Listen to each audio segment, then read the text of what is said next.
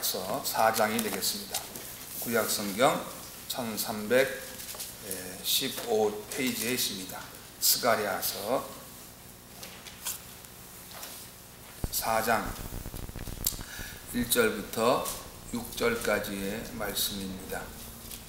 스가랴서 4장 함께 교독을 하겠습니다. 내게 말하던 천사가 다시 와서 나를 깨우니 마치 자는 사람이 깨우임 같더라. 그가 내게 묻되 내가 무엇을 보느냐. 내가 대답하되 내가 보니 숭근 등대가 있는데 그 꼭대기에 주발 같은 것이 있고 또 그 등대에 7 등잔이 있으며 그 등대 꼭대기 등잔에는 7 땅이 있고 그 등대 곁에 2 감람나무가 있는데 하나는 그 주발 우편에 있고 하나는 그 좌편에 있나이다 하고 내게 말하는 천사에게 물어가되 내 주여 이것들이 무엇입니까? 내게 말하는 천사가 대답하여 가로되 네가 이것들이 무엇인지 알지 못하느냐. 내가 대답하되 내 주여 내가 알지 못하나이다. 그가 내게 일러 가로되 여호와께서 수르바벨에게 하신 말씀이 이러하니라. 만군의 여호와께서 말씀하시되 이는 힘으로 되지 아니하며 능으로 되지 아니하고 오직 나의 신으로 되느니라. 아멘. 찬양으로.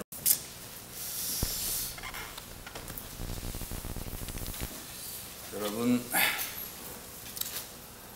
오늘 우리가 함께 교독한 이 본문을 이해하셨습니까?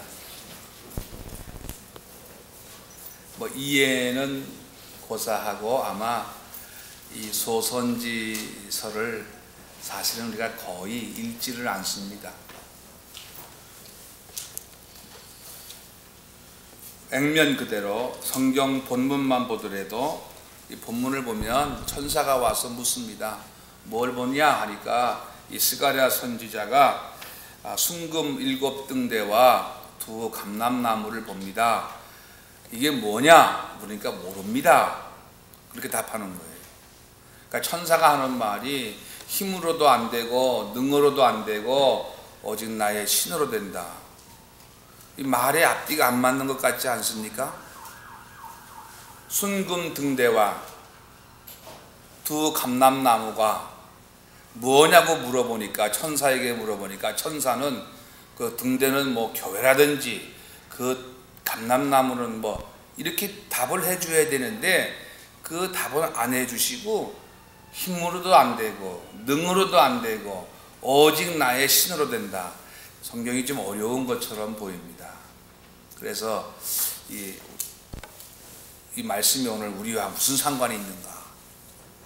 그렇잖아요. 우리가 상관이 없으면 아무리 좋은 것도 나하고 상관이 없으면 우리는 관심을 두지 않습니다. 그러나 분명한 것은 성경은 누구를 위한 책일까요? 네, 우리를 위한 책입니다. 우리의 믿음과 우리의 신앙생활과 우리가 하나님을 만나 배우기 위해서 유일한 책입니다. 그러 이러한 베이직한 믿음의 자세를 가지고 하나님이 오늘 우리에게 무슨 말씀을 하시려고 이렇게 하시는가, 이것을 가지고 오직 나의 신으로 하는 제목으로 말씀을 나누려고 합니다. 본문의 배경은 이 스가랴서는 잠시 그 배경을 좀 볼 필요가 있습니다. BC 538년에 파사왕 페르시아 왕 고레스가 70년 바벨론 포로에 갔던 이스라엘 백성을 풀어줍니다. 참 고생 많이 했죠. 70년을 종살이 했으니까. 우리 민족은 일본 사람 밑에 36년간 한 거 알지요. 그 관료주의 사상이 미국과 살아도 우리에게 그런 게 많이 남아 있습니다.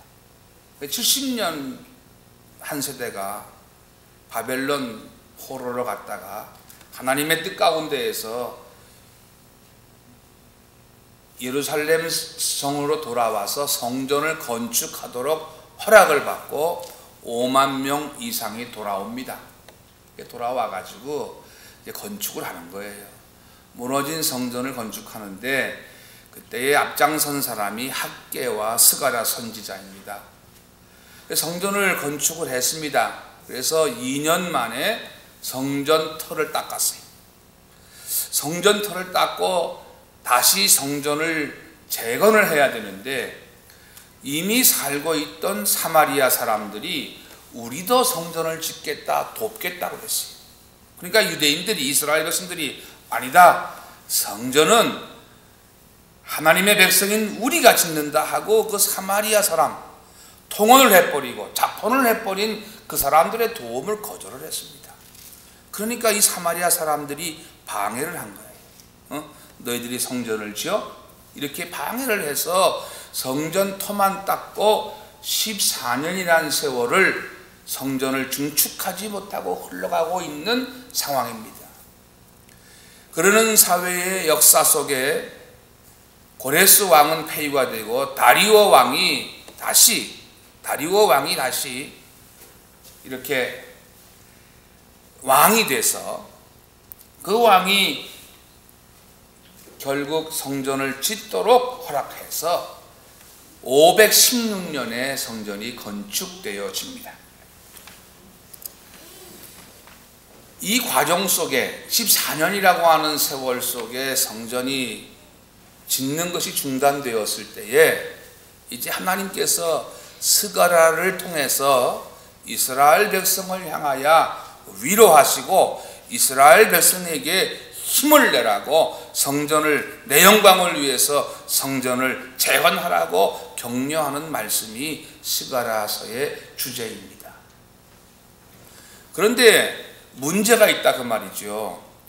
바벨론 포로로 70년 살았기 때문에 이들이 돌아온 것은 몸만 돌아왔습니다. 가진 것도 없습니다. 사회적인 배경, 경제적인 배경이 아무것도 없습니다. 미리 살고 있던 사마리아 사람들의 방해가 있습니다. 여러 가지 악조건 가운데에서 하나님이 성전을 재건하라 하는 말씀이에요. 기가 막힌 얘기죠. 안 하고 싶어 합니까? 할 수 없는 상황이니까 못하는 것입니다. 이 현실을 놓고 오늘 본문이 천사가 스가랴에게 비전을 주는 것입니다. 폴 틸리라고 하는 유명한 신학자가 있는데 이 신학자는 우리 인생이 말이죠. 우리 인간이 한계가 있다 그랬어요.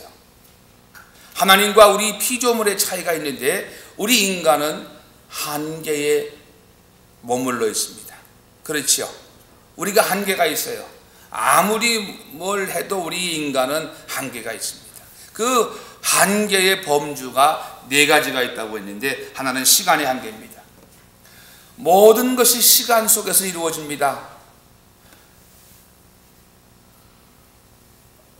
시간이 넘어가니까 30대의 그 혈기방장한 용기는 지금은 안 되더라고요. 그래서 좀 답답한 마음이 생겨요. 어디 여행을 가도 30대, 40대 초반에는 일주일을 꼬박 새도 노는 재미에 아무것도 힘든 게 없었는데 이제는 이틀만 뭐 좀 해고 나면은 다리가 후두두한 게 그래요. 우리 장로님도 그렇게 하시는데도 보면 이제 일이 힘드신가 봐. 목사님 어깨가 아파요, 팔이 아파요. 제한돼 있어요. 시간이라고 하는 한계 속에 인생이 살아갑니다. 90 먹은 할아버지